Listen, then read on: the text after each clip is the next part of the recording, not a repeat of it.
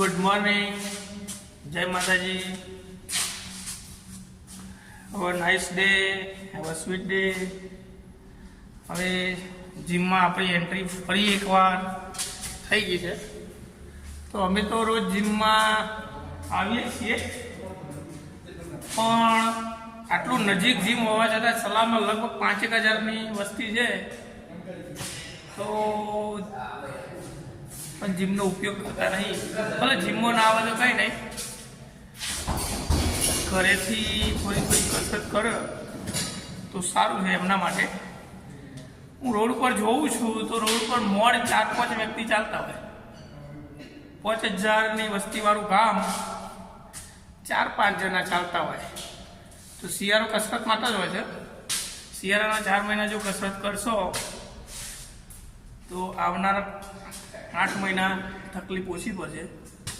પાછો શિયાળો આવી જાય એ રીતના થોડીક કસરત સામાન્ય ચાલુ કરો. ઘરે બેઠા પણ ચાલુ કરો, વોર્મઅપ કરો, બેઠક કરો, 10-10 પુશઅપ કરો, 10-10. અને યુવાનો માટે તો ખાસ કે જે 18 થી 30 વર્ષના છે એ તો ધારે બધું કરી શકીએ એમ છે. તો આશા રાખીએ કે સલાલના માણસો આપણા વધારેમાં વધારે જીમમાં નહીં તો ઘેર પણ કસરત કરી શકે એવી આશા રાખીએ. કંઈ પણ કરો પણ કસરત કરો, એના માટે ખાસ તો વિડીયો બનાવું છું. કસરત કરવી જરૂરી છે, બાકી હું તો કરું જ છું, પણ સાથે સાથે તમે બી કસરત કરો તો સારું રહેશે. આખો દિવસ સારો રહેશે.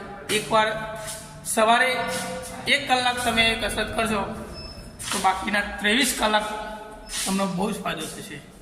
તમે ટ્રાય કરી દો, ટ્રાય કરો, થોડો ટ્રાય કરો. થોડો ઘણો ટ્રાય કરશો, 1 દિવસ, 2 દિવસ, 3 દિવસ, 1 અઠવાડિયું કરશો તો 8મા દિવસ તમારે જવું નહીં પડે. ઓટોમેટિક તમને એની પ્રેક્ટિસ પડી જશે. એના માટે ટ્રાય કરવો પડે. તો ચલો, આશા રાખીએ કે બધા સલાહના વ્યક્તિઓ થોડો ઘણી વધારે કસરત કરે. જય માતાજી. આપણે પછી રનિંગ ચાલુ કરી દીધી છે. સમથિંગ 2-3 કિલોમીટર દોડવાની ગણતરી છે. પછી થોડું વોર્મઅપ કરી પાછું જીમમાં જઈ કસરત કરવાની ઈચ્છા છે.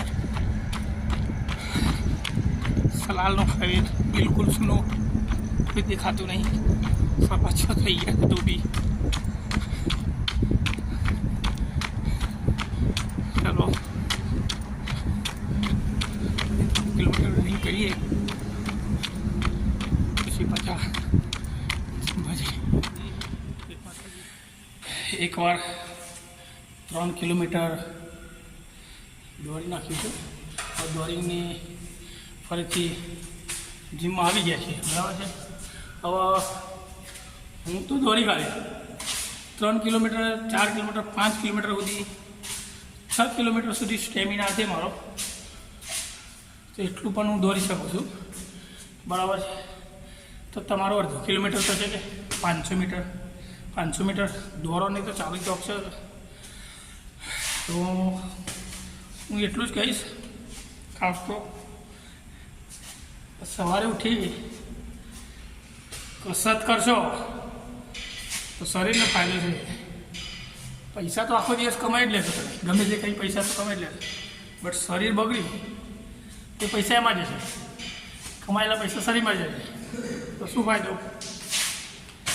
કમાઈને શરીરમાં. જો તમે 8 વાગે જાગતા હોય અને 6 વાગે જાગો તો 8 અને 6 વચ્ચે 2 કલાકનો ડિફરન્સ છે.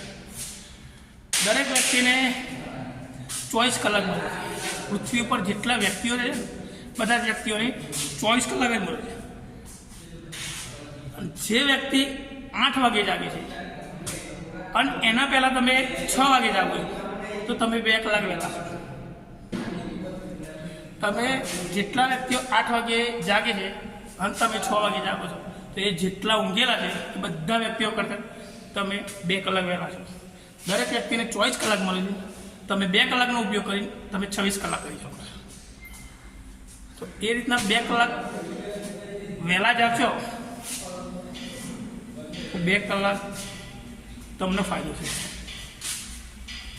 અને 1 કલાક ઇતર પ્રવૃત્તિમાં જાય તમારો, અને 1 કલાક જો તમે કસરત કરો છો તો દિવસના 8 કલાક તમારા એટલા ફ્રેશ થશે કે તમે 15 કલાકનું કામ કરી શકશો.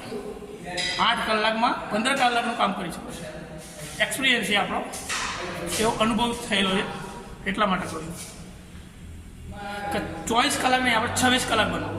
2 કલાક વહેલા ઉઠવાથી 2 કલાકનો ફેર પડશે. 2 + 2 4 કલાક થશે. તો 24 કલાક દરેક વ્યક્તિને મળે છે, પણ તમે 26 કલાકનો ઉપયોગ કરી શકશો. આ રીતના જો ગણતરી કરશો તમે તો તમારું શરીર પણ સ્વસ્થ રહે છે, પ્લસ તમે 24 કલાકને 26 કલાક પણ બનાવી શકશો. તો હું એટલું જ કહું છું, બને ત્યાં સુધી વધારેમાં વધારે અડધો કલાકથી ચાલુ કરો કસરત તો 2 કલાક થઈ જશે. અને જ્યારે કસરત કરશો 3-4 દિવસ તમે કસરત કરશો, પછી 5મા દિવસ તમારે વિચારવું નહીં હોય, ઓટોમેટિક તમને કસરત કરવાનો ખ્યાલ આવશે. સવારે 1 કલાક કસરત કરશો તો આખો દિવસ કેવો જશે. 2 દિવસ ટ્રાય કરો ખાલી. 3જા દિવસ તમને એવું લાગશે કે ના, કસરત કરવાથી એટલો બધો ફેર છે, એટલો બધો ફેર પડશે, શરીર ફિટ એન્ડ ફૂલ રહેશે. ફિટ હે તો હિટ હે.